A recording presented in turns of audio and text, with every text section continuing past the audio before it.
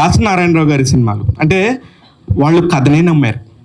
వాళ్ళు ఎప్పుడు స్టార్స్ కోసం వెంపర్లాడలేదు. ఒక చిన్న కథ చెప్పాలనుకున్నారు, ఆ కథను అలా చెప్పేశారు. ప్రేక్షకుల గుండెల్లో చిరస్థాయిగా నిలిచిపోయారు. ఇకపోతే ఇక్కడ పరుత్తు వీరం చేసిన ఒక పెద్ద స్టార్ హీరో, యుగానికి ఒక్కడు లాంటి హీరోలు పెద్ద పెద్ద చేసిన హీరో నాకు ఎప్పుడు కనబడలేదు ఈ సినిమాలో. సుందరం అనే ఒక క్యారెక్టరు చివరి నిమిషం దాకా ఆ పేరు ఒక్కసారి కూడా వినపడలే ఆ సినిమాలో. కానీ ప్రతి ఒక్కళ్ళు ఆ సుందరం కోసం ఎదురు చూశారు.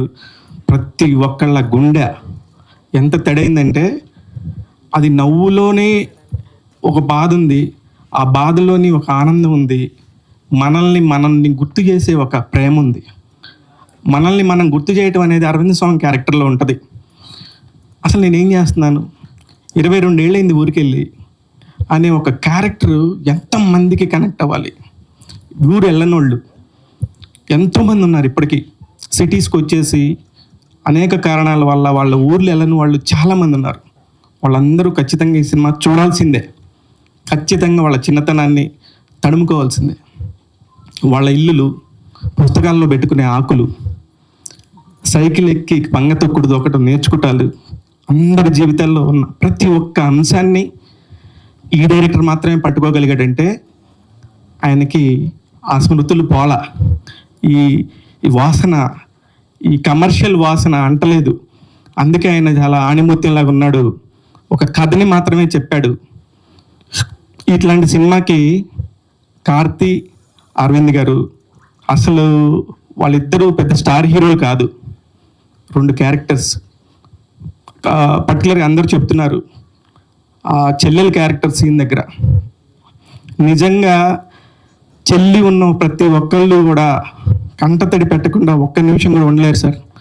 ఇకపోతే తెలుగు వెర్షన్కి వచ్చేసరికి ఈ సినిమా గురించి నేను మాట్లాడమంటే గంట సేపు మాట్లాడతా.